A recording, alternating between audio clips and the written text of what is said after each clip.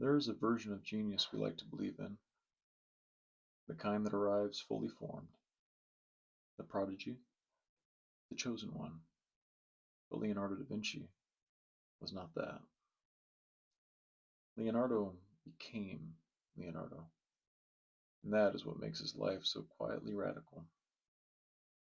Leonardo was born in 1452 in a small Tuscan village called Vinci. He was illegitimate, the son of a notary and a peasant woman.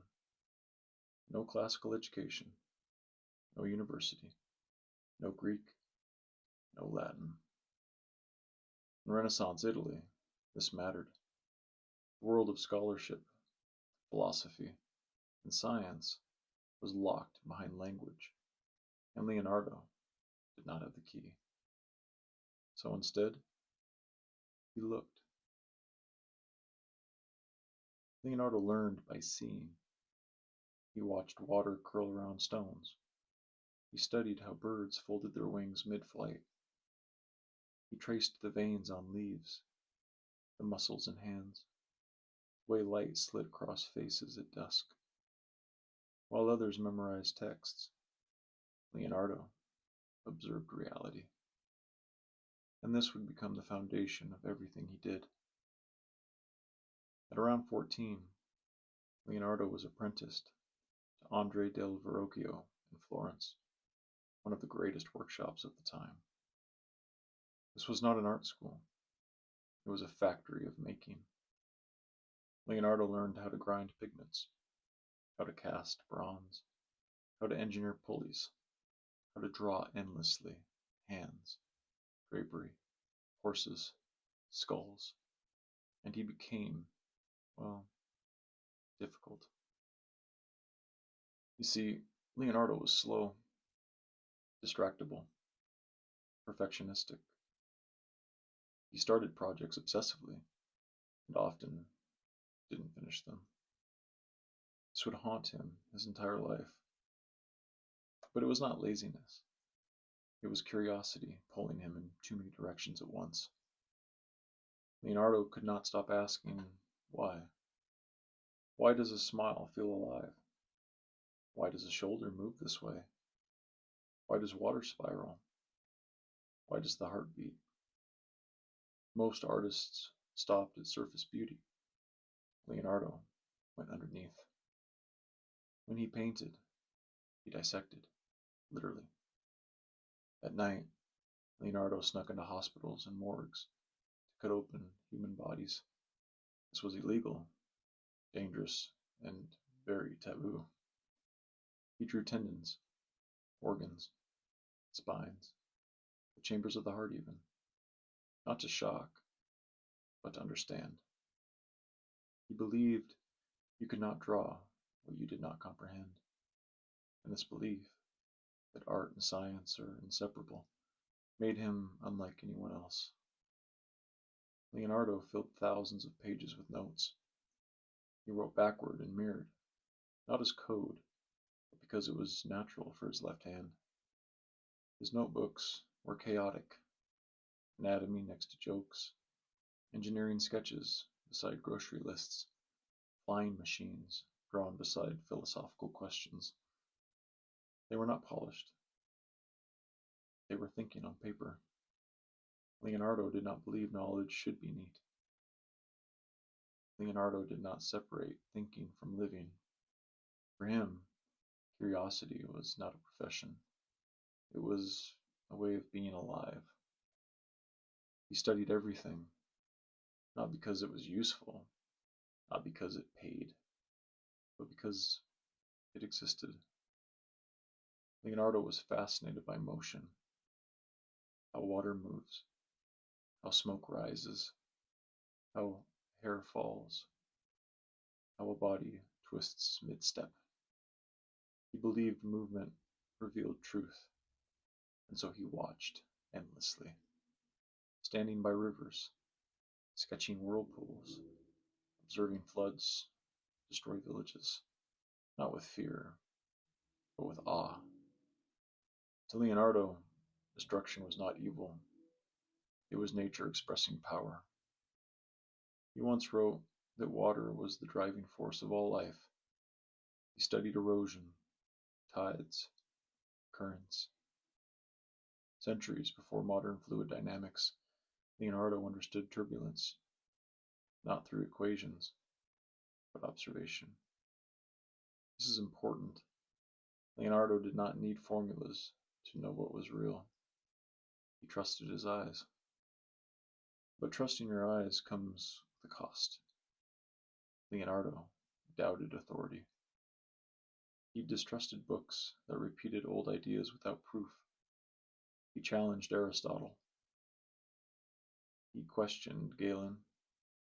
He believed experience was superior to tradition.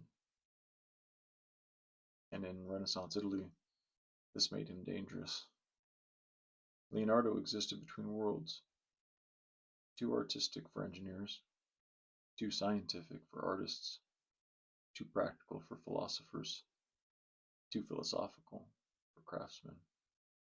He belonged nowhere and everywhere. He never married, never had children. His closest relationships were with students, apprentices, and patrons. He was arrested once, accused of sodomy, and released. But the shadow remained. Leonardo lived carefully, quietly, always watching. And yet, he was playful. Leonardo loved riddles, word games, and optical illusions. He designed elaborate stage sets for festivals, mechanical lions that walked and opened their chests, theatrical machines that made gods descend from ceilings. Art, for Leonardo, was joy. One of the most overlooked aspects of Leonardo's genius is how deeply patient he was. He could spend hours perfecting the curl of a lip, days adjusting the shadow beneath an eye. He believed that small inaccuracies destroyed truth, and truth mattered more than speed. This is why patrons grew frustrated. Leonardo would promise grand works and deliver slowly, painfully slowly. But what he delivered changed everything. Leonardo believed light was sacred, not spiritually, but physically. He studied how light scatters through air, how it softens edges, how it dissolves certainty. This is why his figures feel alive. They exist in atmosphere, not outlines. Take the Last Supper. Leonardo rejected tradition. Instead of frozen saints, he captured a single emotional moment. The instant Christ says, "One of you will betray me." Shock, denial, anger, grief. Each disciple becomes psychologically distinct. This was not religious illustration. This was human drama. And then there is Mona Lisa, painted slowly, obsessively, over years. Leonardo layered thin glazes of oil so subtle that the edges dissolve. This technique, called sfumato, erased harsh lines. The smile changes depending on where you look. Is she happy? Amused? Knowing? Leonardo understood something profound.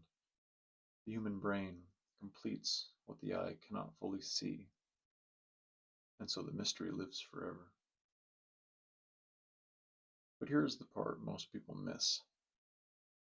Leonardo was often broke, often dependent on patrons, often criticized. He lost commissions. He left cities abruptly. He abandoned projects half finished. By modern standards, he was unreliable. By Renaissance standards, he was strange. Yet kings protected him. Why? Because Leonardo thought differently. When he worked for the Duke of Milan, he didn't pitch himself as a painter. He pitched himself as a military engineer. He designed bridges, weapons, fortifications. He understood geometry, mechanics, and force intuitively. But again, most designs were never built. Leonardo's gift was not execution, it was vision. Leonardo believed painting was the highest form of knowledge because it required mathematics, anatomy, optics, emotion, observation, imagination. To paint was to understand the world, and to understand the world was to honor it. But there is also tragedy here. Leonardo saw more than he could ever complete. His ambitions outpaced time. Many of his ideas, such as flying machines, armored vehicles, hydraulic cities, would wait centuries to be realized.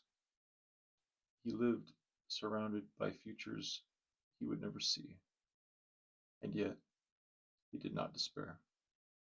Leonardo accepted incompletion as part of existence. He was not obsessed with legacy, he was obsessed with understanding. Near the end of his life, Leonardo lived in France under King Francis I. He was treated not as a servant, but as a sage, an old man. His right hand weakened, still thinking, still sketching. Leonardo once reflected on failure. He believed mistakes were teachers, that error was proof of effort. He was not afraid to be wrong, only afraid to stop asking questions. Leonardo believed painting was a mental thing, that the hand merely follows the mind, and so he trained his mind relentlessly. When Leonardo died in 1519, he left behind no school, no system, no manifesto, only notebooks, fragments, questions. And that is his true legacy. Leonardo did not give us answers. He gave us permission. Permission to be interdisciplinary, to be curious, to be unfinished, to look longer than others are willing to look. Leonardo was not great because he mastered everything. He was great because he never stopped becoming. Maybe that is the real lesson. Not to chase genius, but to chase wonder. If you enjoyed this story, slow down today. Look at something ordinary and ask the question Leonardo always asked: why?